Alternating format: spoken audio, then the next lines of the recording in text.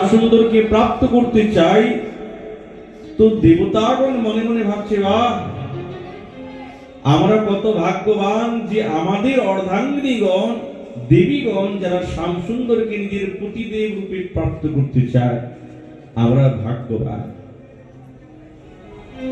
কিন্তু প্রাপ্ত করতে চাইলেই তো গোবিন্দকে পাওয়া যাবে না। তারা গোবিন্দ হচ্ছেন বৃন্দাবনেশ্বরী গোপীগণের একচেটিয়া সম্পদ। তাদের চরণাশ্রয় না করলে, তাদের অনুগত না হলে প্রাপ্ত করা যায় না, চাইলেই পাওয়া যাবে না। গোপীগণ বলছেন, দেখো তো কি সুন্দর, যদি আমরা এই দেবী হতে পারতাম তাহলে সাক্ষাৎ গোবিন্দকে এই প্রকার বলতে পারতাম, কিন্তু আমরা তো করতে পারি না। দেবীগণের সৌভাগ্য দেখে আজ গোপীগণের মনের মধ্যে এই রকমের ভাবনা। দেখো তো কি সুন্দর, যখন গোবিন্দ বাঁশি বাজাচ্ছেন না,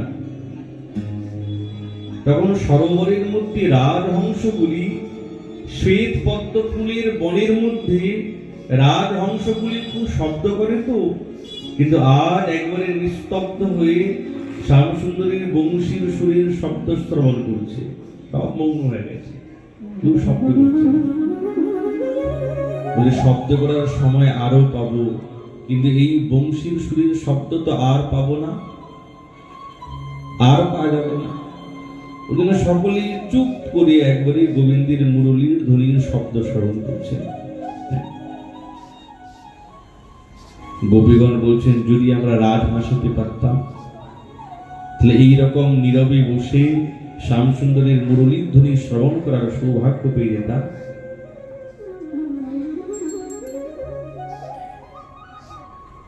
একজন গোপী বলে, দেখো কি সুন্দর, দেখো এই কৃষ্ণা হরিণীগণ যখন গোবিন্দের বাঁশি বেজেছে, তো সকলে দৌড়ে এসে উপস্থিত গোবিন্দের কাছে, আর অপলক দৃষ্টিতে গোবিন্দের দিকে তাকিয়ে আছে।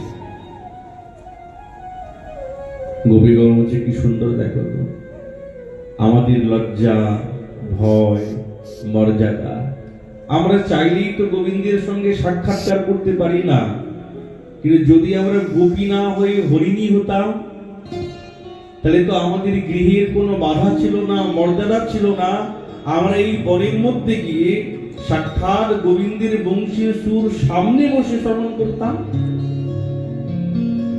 আমাদের থেকে শ্রেষ্ঠ ভাগ্যবতী হচ্ছে এই কৃষ্ণা হরিণীগণ। মুরলীর ধ্বনি শ্রবণ করে সকলে মুগ্ধ। গাভীগণ এসেছেন, যখন গোবিন্দের বাঁশি বেজেছে না, সমস্ত গাভীগণ এসে গোবিন্দের শ্রীঅঙ্গকে লেহন করতে আরম্ভ করেছে। আচ্ছা, গাভীগণের জিহ্বা কিন্তু খুব কর্কশ, শক্ত, গোবিন্দের অঙ্গ তো খুব কোমল, কষ্ট হবে না? বলছে গোমাতা না নিজের জিহ্বাটাকে উল্টো করে লেহন করছে। গোমাতার সোজা দিকে যে জিহ্বাটা খুব কর্কশ, আর উল্টো দিকে খুব নরম। গোবিন্দ উল্টো দিকে গোবিন্দের শ্রীঅঙ্গকে লেহন করছেন, এতে গোবিন্দের বড় সুখ হচ্ছে। এদের কত ভাগ্য, দেখো তো, যারা এত সুন্দর সৌভাগ্য পেয়েছে। ব্রজগোপীগণ নিরন্তর একে অপরে কৃষ্ণের গুণগান করতে করতে সময়টা অতিক্রম করে দেয়।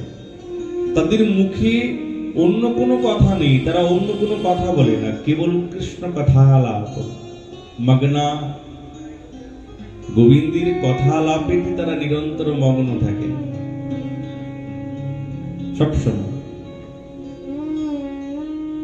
ওই জন্য গোপীগণ আর এই রামকৃষ্ণের কথা বলতে গিয়ে, কেন গোবিন্দের রূপের কথা বলতে গেলেই কিন্তু বেণু মাধুরী চাই।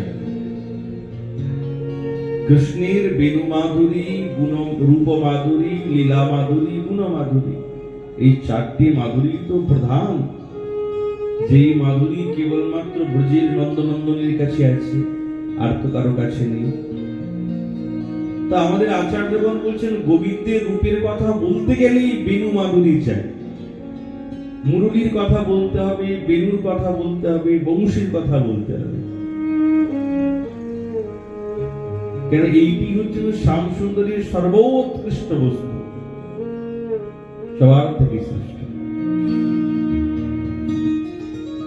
তো আজ গোপীগণ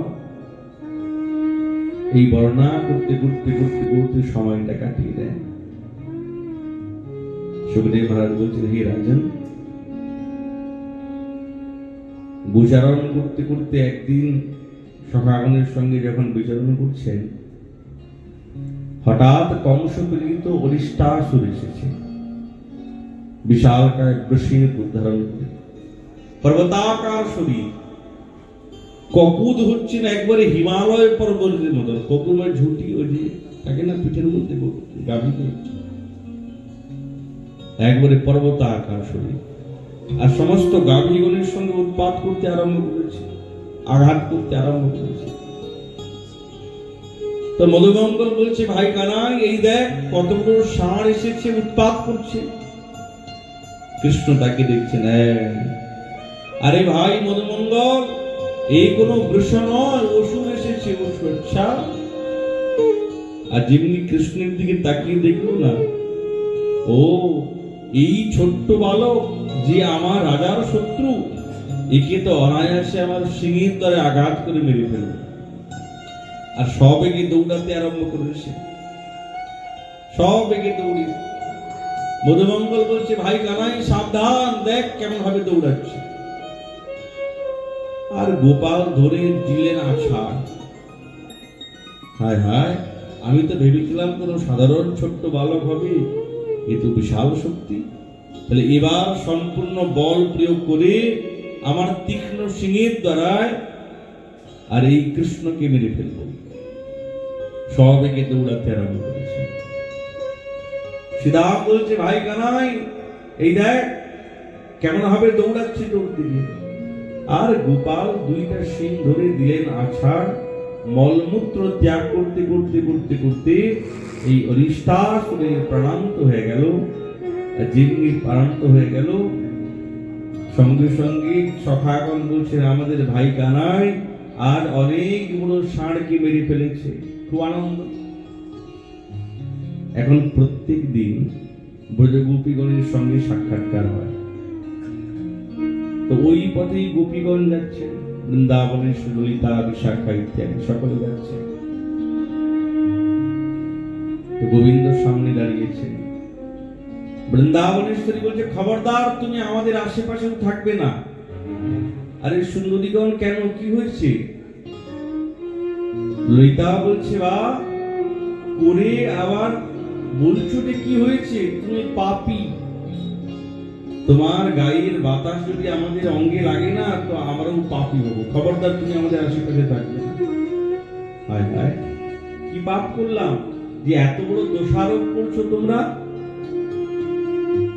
গোপীগণ বলছে, এত চোখের সামনে তুমি দেখলে না, সকলে দেখেছে, এত বড় বৃষটাকে মেরে ফেললে, আর এখন বলছো কি পাপ করেছি? তোমার গো হত্যার পাপ লেগেছে। কৃষ্ণ বলে, শোনো, তোমাদের তো বুদ্ধি শুদ্ধি নেই, সারা জীবনটা তো গোবর ঘাটলে, ওই জন্য বুদ্ধিটা গোবরের মতন হয়ে গেছে। আরে ও বৃষ নয়, অসুর ছিল, আমি অসুরকে মেরেছি। তোমরা আমার স্তুতি করো, তোমাদেরকে রক্ষা করলাম, নইলে কেমন উৎপাত করতে বলেছে। ললিতা সঙ্গে সঙ্গে সঙ্গে সামনে এসে বলে, শোনো শ্যাম সুন্দর, আমরা না হলে আমাদের বুদ্ধি না হলে গোবরের মতো, কিন্তু আমরাও গল্প শুনেছি, পূর্ণমাসীর কাছে গল্প শুনেছি যে সাক্ষাৎ ইন্দ্র ত্বষ্টা ঋষির পুত্র বৃত্রাসুরকে বধ করেছিল বলে, ছিল তো অসুর কিন্তু ব্রাহ্মণ কুলে তার জন্ম হয়েছে বলে ইন্দ্রের ব্রাহ্মণ হত্যার পাপ লেগেছে। আর 1 বছর প্রায়শ্চিত্ত করে পদ্মের নড়ির মধ্যে বসে আর সূর্যের কিরণ আহার করে তিনি প্রায়শ্চিত্ত করেছিলেন, যদি ইন্দ্রের অসুর রূপী ব্রাহ্মণকে বধ করলে ব্রাহ্মণ হত্যার পাপ লাগতে পারে, তাহলে গোরূপী অসুরকে বধ করলে তোমার গোহত্যার পাপ লাগবে না কেন? এখন তো গোপাল চুপ হয়ে গেছে। কথা তো ঠিক। আচ্ছা ঠিক আছে, তোমরা আমাকে পাপী বলছো, তাহলে এই পাপের থেকে নিষ্কৃতি পাওয়ার উপায় কি বলো? কি আশ্চর্যের কথা বলুন তো। জন্নাম ধেয়াদ সর্ব পাপো হরো হরঃ, যার নাম জিহ্বাতে নেবা মাত্রে সমস্ত পাপ বিধৌত হয়ে যায়। আজ গোপীগণ বলছেন তুমি পাপী, আর কৃষ্ণ স্বীকার করলেন হ্যাঁ আমি পাপী। এই কথা না কেবল ব্রজগোপী এবং ব্রজবাসী ছাড়া এই জগতে আর কেউ বলতে পারে না। কেননা ব্রজের মধ্যে শুদ্ধ মাধুর্যের ভাব তো। এখানে কৃষ্ণকে ঈশ্বর ভাবনা কেউ করে না, সকলেই ভাবে তুমি আমার নিজজন। এই ভাবনা নিরন্তর মনের মধ্যে।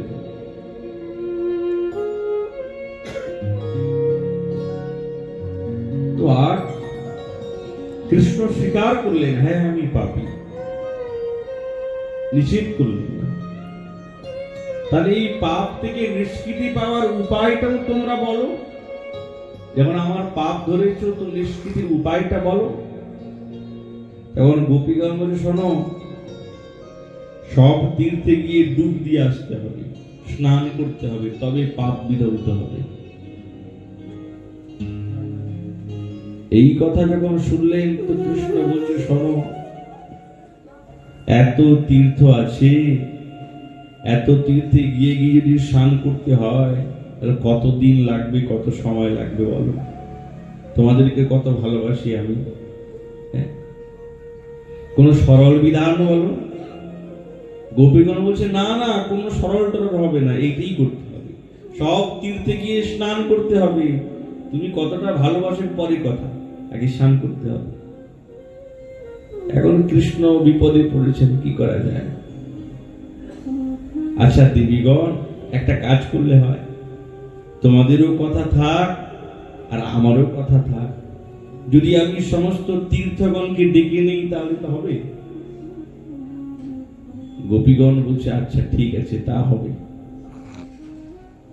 তো সঙ্গে সঙ্গে কৃষ্ণ করলেন কি, এই পৃথিবীর মধ্যে সজোরে বাঁ পায়ে পদাঘাত করলেন, তো একটা পদাকৃতি কুণ্ড তৈরি হয়ে গেল। আর সমস্ত তীর্থকে আহ্বান করতে আরম্ভ করলেন। গঙ্গা, কাবেরী, নর্মদা, সোন, ভদ্র, ইলা, যত তীর্থ আছে কেবল এই বর্ষে নয়, অন্য অন্য বর্ষে, অন্য অন্য ব্রহ্মাণ্ডে যে সমস্ত তীর্থগণ আছেন সব তীর্থ এসে উপস্থিত হয়েছে। কেন? ভগবান ডেকেছেন না, এসে কি থাকতে পারেন? সব এসেছে। আর এই পদাকৃতি কুণ্ড একবারে পরিপূর্ণ হয়ে গেল। সুন্দরীগণ, এই দেখো সব তীর্থ এসে গেছে, তাহলে তোমাদের আদেশ হোক ডুব দেই। ললিতা সখী বলছে তুমি যেই প্রকার মিথ্যাবাদী, তোমার কথাতে আমরা 1% বিশ্বাস করি না। কি জানি দু চারজনকে ডেকে আমাদেরকে গল্প শোনাতে আরম্ভ করলে সব এসে গেছে, ও সমস্ত চলবে না। এখন কৃষ্ণ বলছে যা বাবা, তীর্থগণকে ডাকলাম, এবার তোমাদের নতুন নাটক আরম্ভ হয়েছে। বলে নাটক টাটক নাই, আমরা তোমার কথাতে বিশ্বাস নেই, মিথ্যাবাদী, ছল চাতুরী, কপট কোথাকার। এখন কৃষ্ণ বলছেন আচ্ছা ঠিক আছে, তীর্থগণ এই সুন্দরীগণ না আমাকে বিশ্বাস করে না, তোমরা নিজের নিজের পরিচয় দাও। এখন তীর্থগণ এক একজনকে পরিচয় দিচ্ছেন, আমি গঙ্গা, আমি সরস্বতী, আমি যমুনা, আমি সোন, আমি ভদ্র, আমি ইলা। হ্যাঁ, সব নিজের নিজের পরিচয় দিচ্ছে। এখন কিছু কিছু পরিচয় দেওয়ার পরে গোপীগণ মনে মনে ভাবছেন এত যখন পরিচয় দিচ্ছে, তো পরিচয় নিতে নিতে সকাল থেকে সন্ধ্যা হয়ে যাবে। কয়েকটা যখন পরিচয় পেয়েছে, আচ্ছা থাক থাক থাক হয়েছে, আর দিতে হবে না। তা এবার বিশ্বাস হয়েছে তো? হ্যাঁ এবার। তাহলে তোমাদের যদি আদেশ হয় তাহলে ডুব দেই। হ্যাঁ এবার ডুব দাও তুমি। আর কৃষ্ণ খুব ডুব দিয়েছেন, 108টা ডুব দিয়েছেন কুণ্ডে। আর উঠে বলছেন তাহলে আমার পাপ বিধৌত হয়েছে। হ্যাঁ এবার তুমি শুদ্ধ। আর কৃষ্ণ স্বভাব আছে, একটু কলহ না করলে কি আর আনন্দ হয়? কলহ তো করতেই হবে। ও সুন্দরীগণ, দেখো তোমরা জীবনে কি করলে? সারা জীবন ঘুটে থাকলে, গোবর থাকলে, আর কিছু করলে তোমরা? দেখো আমি কত সুন্দর কুণ্ড তৈরি করেছি। যদি জলের দরকার হয় তাহলে আমার কুণ্ড থেকে জল নিও, কোনো কর নেব না। বৃন্দাবনেশ্বরী বলে, শ্যাম সুন্দর শোনো, তোমার এই পাপ ধোয়া জল আমরা কোনো কাজে লাগাবো না। তুমি দিলে কি হবে? তোমার পাপ ধোয়া জল আমরা নেব না। এখন কৃষ্ণের সঙ্গে মধুমঙ্গল আছেন, বসন্ত আছে, সুবল আছে।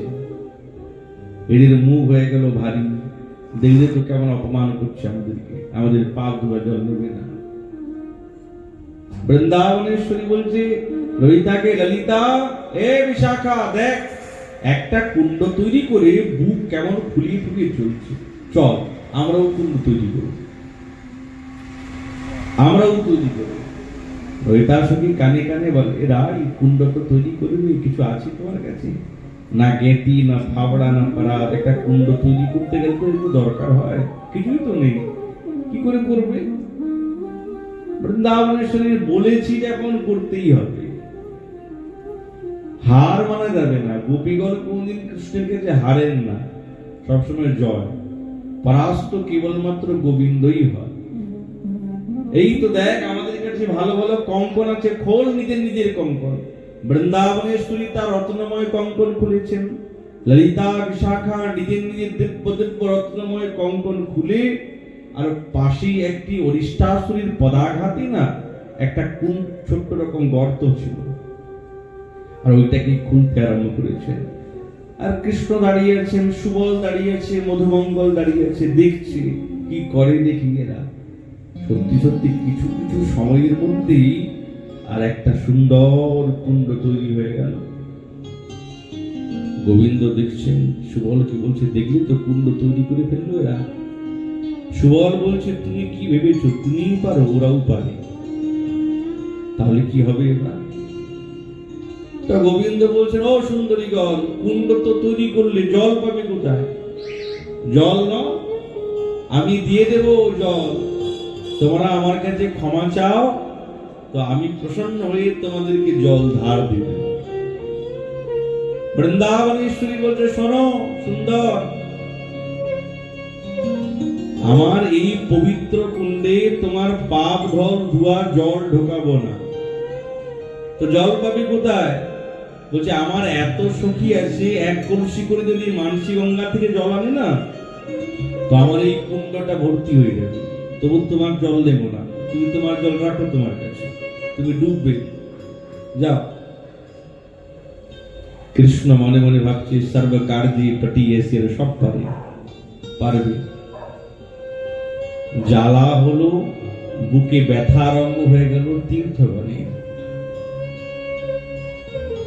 তীর্থগণ সাক্ষাৎ গোবিন্দের শ্রীচরণে সাষ্টাঙ্গী প্রণতি জ্ঞাপন করে বলতে আরম্ভ করছেন, প্রভু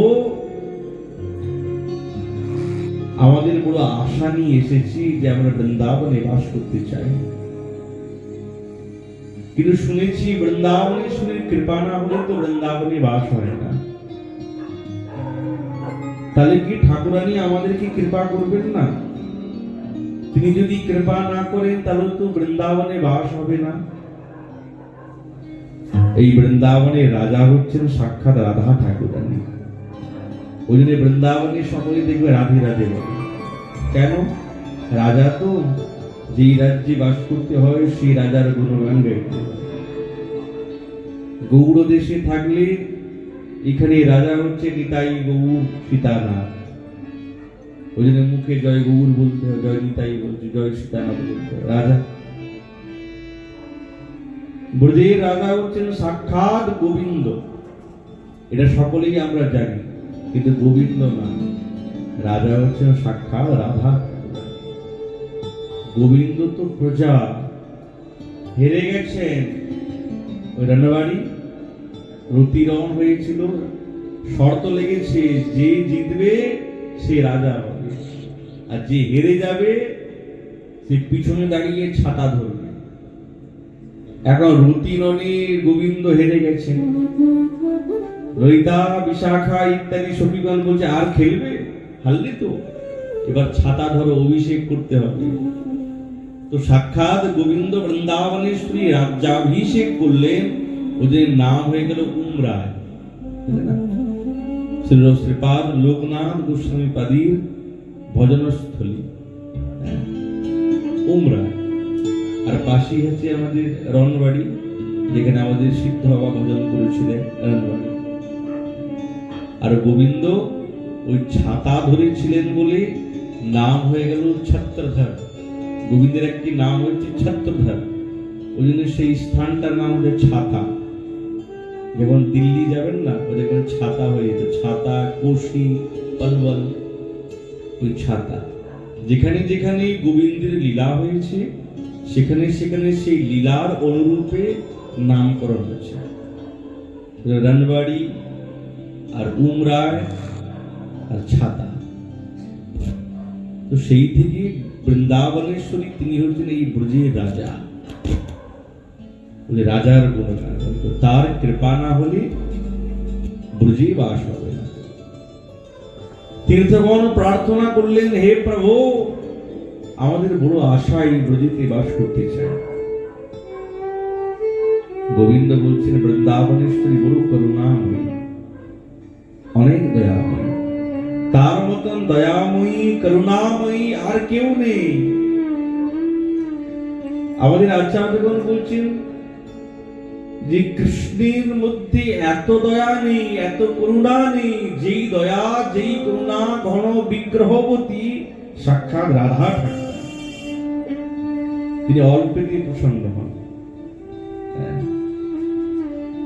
তোমরা সকলে প্রার্থনা করো, আমার বিশ্বাস তিনি তোমাদেরকে অবশ্য কৃপা করবেন। তীর্থগণ বৃন্দাবনেশ্বরীর শ্রীচরণ প্রান্তে সাষ্টাঙ্গে প্রণাম করে বলছে, হে ঠাকুরানী, হে রাশেশ্বরী, হে করুণাময়ী, তোমার কি চরণ স্পর্শ আমরা পাবো না? তোমার চরণ ধুলি কি আমরা পাবো না?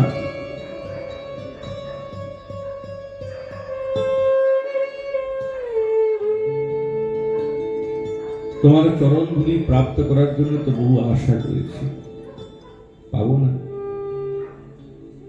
আমরা বহু জন্ম জন্মান্তর কল্প কল্পান্তর তপস্যা করেছি, ব্রজে বাস করতে হবে। আর এই সুযোগ পেয়েছি। হে ঠাকুরানী, তুমি এই সুযোগ থেকে আমাদেরকে বঞ্চনা করো না। ঠাকুরানী মন্দ মন্দ হাসছেন। তোমরা আমার প্রাণনাথীর পাপকে বিধৌত করেছ, ওই জন্য তোমরা আমার বড় প্রিয়। চিন্তা অবশ্যই তোমাদেরকে বাস দেব বৃন্দাবনে। সঙ্গে সঙ্গে মূর্তিখানে একটি মাটির দেয়াল ছিল, তো ও দেয়ালটা ফেটে গেল, আর শ্যামকুণ্ডের জল সাক্ষাৎ রাধা কুণ্ডের মূর্তি প্রবেশ করল। কলহন্তরিতা হয়ে গেল, যে কলহ ছিল সেটা শেষ হয়ে গেল।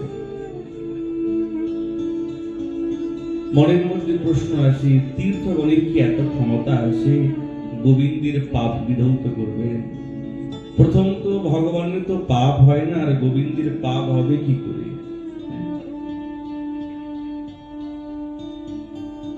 এই তীর্থগণ বহুদিন তপস্যা করেছে,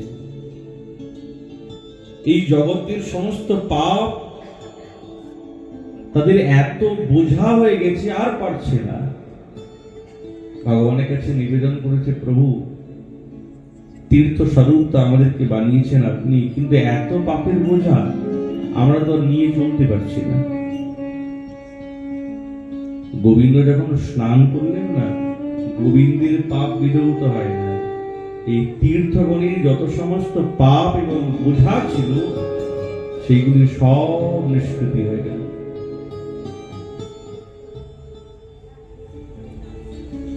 সেটি হচ্ছে সাক্ষাৎ রাধা কুণ্ড এবং শ্যামকুণ্ড। সময়ের প্রভাবিত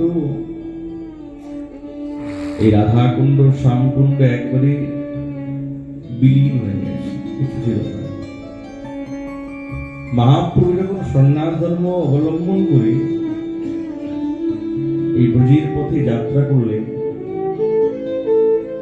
তখন তিনি সঙ্গী বলভদ্র ভট্টাচার্য ছিলেন। আরিতে রাধা কুণ্ড বার্তা পুছে লোকস্থান। আগে রাধা কুণ্ডের নাম ছিল আরিড গ্রাম।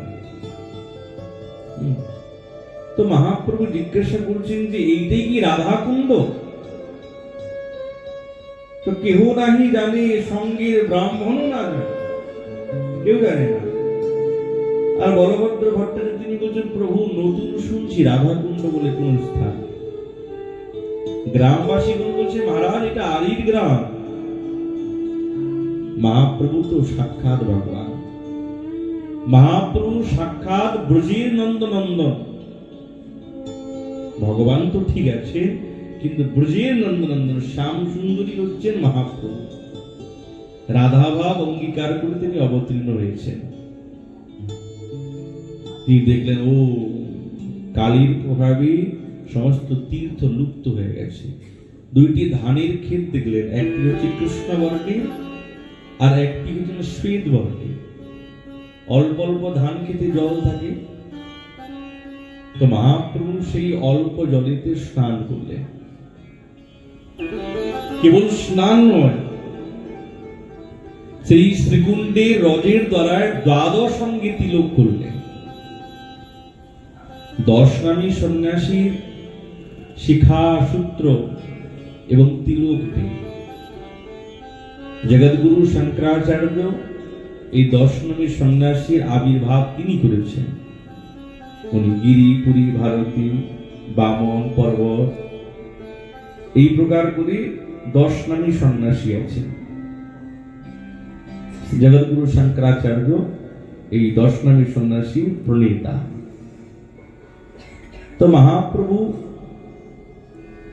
এই প্রথম তিনি এই দ্বাদশ অঙ্গে শ্রীকুণ্ডে রজের দ্বারাই তিলক করলেন আর স্তুতি করতে আরম্ভ করলেন। সারা অঙ্গ কাঁপছেন। তো গ্রামবাসীগণ দেখছেন, এই নবীর সন্ন্যাসী কি উন্মাদ হয়ে গেছে না পাগল হয়ে গেছে? এই জলে স্নান করেছে, কেউ তো বুঝে না। তমাল বৃক্ষের নিচে বসেছেন, মহাপ্রভু স্তুতি করতে আরম্ভ করেছে। সব গোপী হইতে রাধা কৃষ্ণের প্রিয়সী, তৈছে রাধা কুণ্ড প্রিয় প্রিয়ার সরসী। গোপীগণের মধ্যে সাক্ষাৎ বৃন্দাবনী স্তুতি হচ্ছেন প্রেয়সী। যখন বৃন্দাবনী স্তুতি কথা মনে পড়ে না, তখন আর কারো কথা মনে থাকে না, আর কারো কথা মনে থাকে না। সেই রকমই হচ্ছেন সাক্ষাৎ রাধা কুণ্ড, কোন প্রভেদ নেই।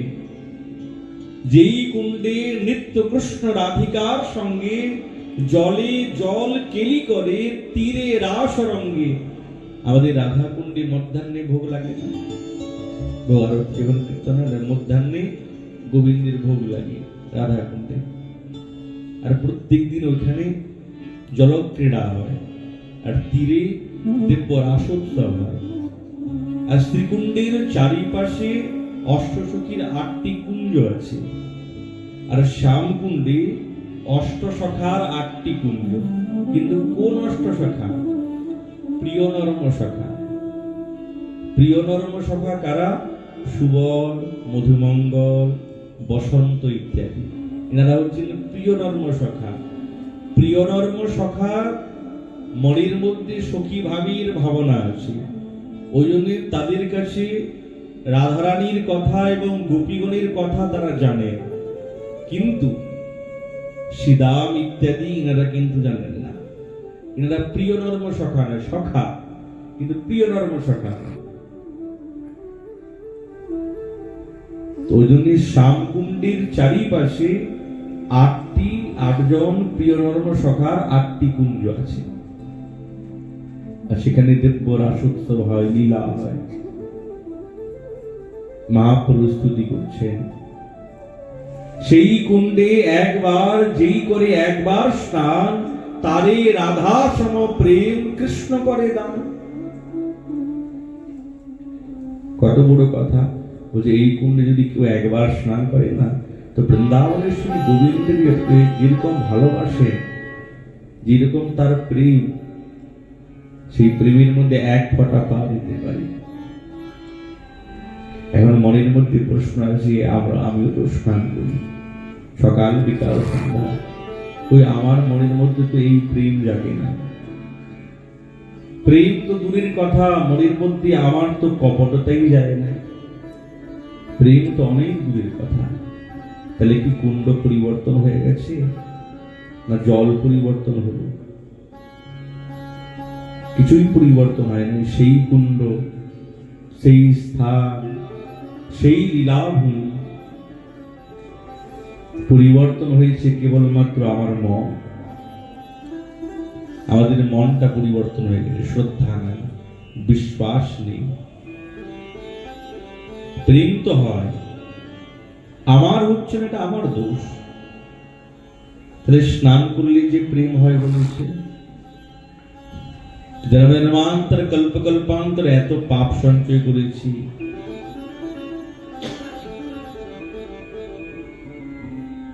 এত অপরাধ সঞ্চয় করেছি, প্রেম কি অত সহজে হয়ে যাবে আমার? স্নান করতে করতে ধীরে ধীরে যখন হিমালয় পর্বতের মতন পাপ সঞ্চয় আছে হৃদয়ে, স্নান করতে করতে করতে করতে যখন সেই কালিমাগুলি বিধৌত হতে থাকবে, যেদিন মনটা পরিষ্কার হয়ে যাবে না, ডুব দেন, দেখুন প্রেম হয় কিনা, নিশ্চিত হবে। বাগ ব্রহ্ম মহাপ্রভুর কথা মিথ্যা হয় না। কেন মিথ্যা কথা বলবেন? সাক্ষাৎ কবিরাজ গোস্বামীপাদ তার দার্শনিক গ্রন্থ শ্রী শ্রী চৈতন্য চৈতামৃতের মধ্যে বর্ণনা করেছেন, মিথ্যা তো হতে পারে না, নিশ্চিত হয় প্রেম।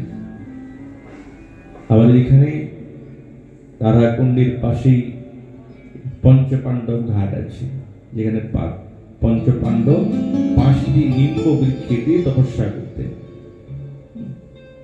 5টি নিম্ব বৃক্ষ। তো ওই ঘাটের পাশেই সিদ্ধ চৈতন্য দাসবাবুজি মহারাজ থাকতেন।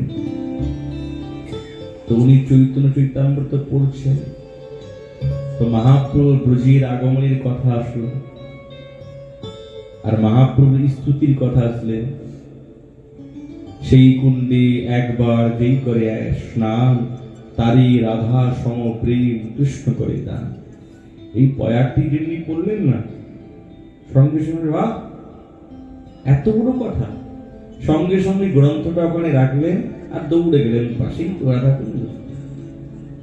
আর কুণ্ডের তটে প্রণাম করে আর এই পয়াটি বললেন, সেই কুণ্ডে একবার যেই করে স্নান, তারে রাধা সম প্রেম কৃষ্ণ করে দান, দিলেন ডুব। আর উঠে বলছেন, কই আমার তো প্রেম হলো না। আবার বলতে আরম্ভ করলেন, এই কুণ্ডে যেই করে একবার স্নান, তারে রাধা সম প্রেম কৃষ্ণ করে দান, দিলেন। উঠে বললেন, কই আমার তো প্রেম হলো না। আর এই পয়ারটা বারবার বলছেন, বারবার ডুব দিচ্ছেন, বারবার বলছেন, বারবার ডুব দিচ্ছেন। এবার যখন ডুব দিয়েছেন না, এখন আর সেই স্বরূপ নেই। সারা অঙ্গ পুলকিত, অজয় নয়নে ঝরঝর করে কাঁদছেন। কেবল একটাই মুখে কথা, হে বৃন্দাবনেশ্বরী, আমি কি এমনই দিন, আমি কি এমনই হীন, আমি কি এত বড়ই পাপী যে তুমি আমাকে কৃপা করবে না? ওইখান থেকে দৌড়াতে আরম্ভ করেছেন, আর কুসুম সরোবরের বনের মধ্যে গিয়ে পড়ে রইলেন 3 দিন। কোনো চেতনা নাই, কেবল মুখে একটাই শব্দ, বৃন্দাবনেশ্বরীর কথা। শিষ্যগণ অন্বেষণ করতে করতে দেখে গুরুদেব গেলেন কোথায়। খুঁজতে খুঁজতে দেখে 3 দিন পর খুঁজে পেয়েছেন, ওই কুসুম সরোবরের কাঁটা বনের মধ্যে পড়ে আছেন, সারা অঙ্গে কাঁটা বিদ্ধ, আর মুখে নিরন্তর কৃষ্ণ নাম, বৃন্দাবনেশ্বরীর কথা বলছেন। প্রেম কখন যে হয়ে যাবে নিশ্চিত হবে, কিন্তু আশা তো রাখতে হবে। কুণ্ডের কৃপা কখন হবে? কুণ্ডের স্নান তো করতেই হবে, কিন্তু কুণ্ডের সেবাও করতে হবে। সেবা না করলে প্রেম পাওয়া যায় না। ঠাকুর মহাশয় বারবার এই প্রেম ভক্তি চন্দ্রিকার সার কথা বলে, সেবা अभिलाष मांगे नरोत्तम दास, सेवा नहीं करने से प्रेम नहीं मिलता है, सेवा करना पड़ेगा। যদি কোনোদিন কুণ্ডে যান, সেবা করবেন, দেখেন খুব আনন্দ পাবেন। কুণ্ডের তটগুলিকে ঝাড়ু দিবেন, পরিষ্কার করবেন, এটাই তো কুণ্ড তীরে বাস আর কুণ্ডের সেবন করিলে কে নাহি হয় কৃপার ভাজন। সিদ্ধ কৃষ্ণনাথ বাবাজি মহারাজ গোবর্ধনে উনার কথা যে কুণ্ড তীরে বাস আর কুণ্ডের সেবন করিলে কে নাহি হয় কৃপার ভাজন। করলে বৃন্দাবনেশ্বরী তাকে কৃপা করবেন না, এটা কোনদিন হতেই পারে না। সেবা করো, নিশ্চিত কৃপা করবে। দন্তে তৃণ ধরি কহে দীনকৃষ্ণ দাস, নিজ গুণে দাসী করো এই অভিলাষ।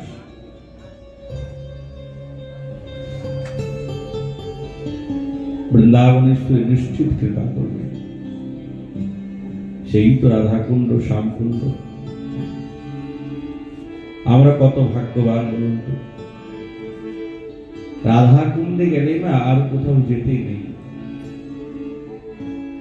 বৃন্দাবনে গেলে না আর কোথাও যেতে নেই। কেন? সার স্থান। যদি বৃন্দাবনে গিয়ে যদি অন্যত্র যাওয়ার মনের মধ্যে অভিলাষ জাগে না, তো ঠাকুরানী একটু রুষ্ট হন। ও তাহলে আমার স্থানটা পছন্দ হয় না। কোনোদিন বৃন্দাবনে যাওয়ার পর আর কোথাও যেতে নেই, আর কোথাও যেতে নেই। কেননা বৃন্দাবন হচ্ছেন সার, সেখান থেকে সার বস্তুকে নিতে হবে। কিছু যদি পাওয়া যায়, অল্প হলেও তো পাওয়া যাবে। রাধাকুণ্ড শ্যামকুণ্ড এ কোনো সরোবর নয়, সাক্ষাৎ রাধারানী হচ্ছে রাধাকুণ্ড, সাক্ষাৎ শ্যাম সুন্দরী হচ্ছেন শ্যামকুণ্ড। এ কোনো জলাশয় নয়, সাক্ষাৎ। গোবিন্দ বলেন, যখন আমি বৃন্দাবনেশ্বরীকে অন্বেষণ করে খুঁজে পাই না, তো আমার কাছে একটাই স্থান থাকে, আমি সঙ্গে সঙ্গে রাধাকুণ্ড তটে এসে উপস্থিত হই। আর সেখান থেকে আর তো বৃন্দাবনেশ্বরী কোথাও যেতে পারেন না, সাক্ষাৎ আছেন সরোবর স্বরূপে। আমার মন শান্ত হয়ে যায়।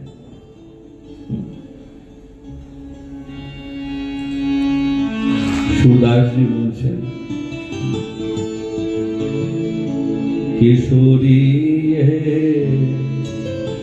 अभिलाषा मन में, किशोरी है अभिलाषा, किशोरी है अभिलाषा मन में।